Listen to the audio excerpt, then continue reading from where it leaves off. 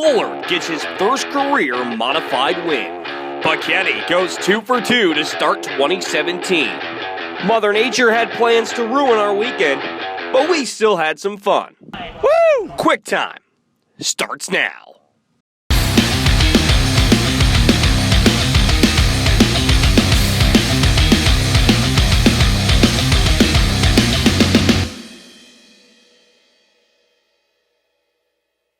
Hello everyone, I'm Mike Warren and welcome to another episode of Quicktime. As we mentioned at the start of the show, Mother Nature was certainly not a race fan last Friday, forcing many area tracks to cancel their opening night activities. But would that carry over for Saturday? We'll start off with the Track of Champions as Fonda Speedway under threatening skies all night for the 50-lap Ice Jam as Bobby Perrin and Billy Decker started on the front row for this one, but it wouldn't take too long to see the 44 Stuart Friesen grab the early race lead. A little bit of trouble early in the event as Brandon Walters in the 22 smacks the turn 1 wall, and then Ronnie Johnson would be in the middle as Jeremy Wilder in the 24 going to take the inside for position, and it wasn't too long as Friesen would start to get away as he'd deal with lap traffic. About the only thing at this point that was going to slow the Hallmark machine down. Billy Decker would settle into the number 2 spot, and RJ in the 1 RJ rode in the number 3 spot. This race was a battle of attrition, though, as several drivers were finding mechanical issues that would relegate them pit side, and on one of the many restarts, Justin Bowler in the 50 car able to crack the top 3 easy battles with Wilder. He'd make it all the way to second as luck would be on his side as Friesen would slow with a shredded right rear tire, and just a moment later, Ronnie Johnson would find trouble as well and would be done for the night.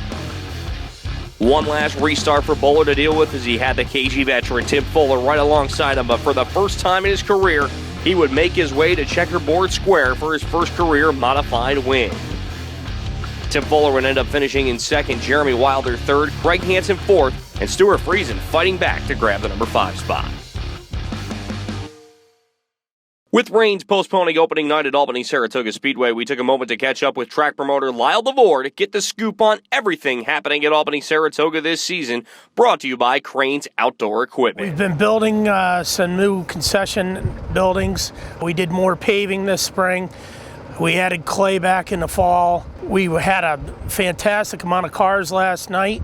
Unfortunately, it rained out, but it's going to be a great season. A lot of enthusiasm. We are rescheduling our 3,000 win to this coming Friday night. We've got a lot of big shows on hand. Brett Hearn's big show, Tuesday, June 27th. We have our first ever Brett Dale event, which is one of the short track events. That takes place on Tuesday, August 15th. There's a bunch of other higher profile, higher paying races for the sportsman cars, along with the street stocks, pro stocks, King of Dirt races. We don't just try to focus on the modifieds, we like to focus on every division because everybody is important. These are just some of the events offhand. One event that means a lot to me is the Stand a Man night in honor of my father, which is going to be a pretty big night. We have like a Hoosier Mama night where there's a Hoosier gift program bag for a lucky mother. Same thing for Hoosier Daddy, and the bike giveaway is just absolutely incredible. We have the best drivers up there that donated well over 150 bikes, and we were able to make so many kids happy, and just to see the kids enthused, that makes it all worthwhile. Back to the highlights now, brought to you by Flat Companies as we head to the Valley of Speed for their opening night 30-lap modified feature. Colby Schroeder and the Kingfish, Mike King, who had very impressive heat race wins, led the field to the green and right away with some trouble behind him as Wayne Jelly and Paul Gilardi involved in an incident. And then more trouble as Eddie Marshall has mechanical issues right in front of Brett Hearn. Hearn with nowhere to go, which was going to give the 20 machine front end damage. Hearn's crew would get to work, but pull it in a lap later and he would be done for the event. Battle for the race lead as Mike King and Andy McKetty in the 4 were putting on a show as they go side by side for the top spot. The King of the Valley, Kenny Tremont, would slowly move his way to the front here as he gets by Colby Schroeder to take away spot number 3. In front of him, the battle would continue as Andy McKetty would get it outright down the back straightaway, and Tremont would soon find motor issues that would end the 115's night. Out front, you weren't stopping McKetty as the Wild Child starts the perfect season, going 2 for 2 to start off the year. Starting the season out like this is awesome, coming back here and just starting a little closer to the front, that was obviously key, but obviously everybody stepped their game up, so we got to do our homework. Bacchetti picks up the win. Schroeder coming home in second. Elmo Reckner would finish in spot number 3. Now time to head north of the border as we move to the Merrittville Speedway with Matt Williamson in the 6 car trying to do the double for the weekend as he picked up the win out at Lernerville on Friday. 15 to Tim Jones, though, starting to make some noise as he works his way up as he battles with the 3 of the real deal, Chris Steele. Lap traffic will become an issue from Williamson as Jones drives to the inside lane and grabs the lead with just 4 laps remaining, and Jones would hold on to pick up an exciting win, a big win for the 15 car to get things started. Back to the Valley of Speed we go for some pro stock action brought to you by La Rochelle Auto Body and Restoration. Rob Yetman leading him to the green as the car comes together on the front stretch, and that's not good. Starting from the back of the pack, Jay Corbett in the 8 starts making some moves as here he is battling with a 35 of Rick Dempsey just outside the top 5. He'll continue to move forward as he gets by the 315 to John Ruthier, and now Ricky Duzlak in the 29 up next. Out front, though, it was all the big cat, Rob Yetman, as he makes it look easy on the high banks to pick up his first win of 2017. Over the winter, we really tried to focus on where I was lacking last year, and I think we found it. The car was perfect, for warm-ups last week, and when we rolled out tonight, I just knew in the heat race we had something.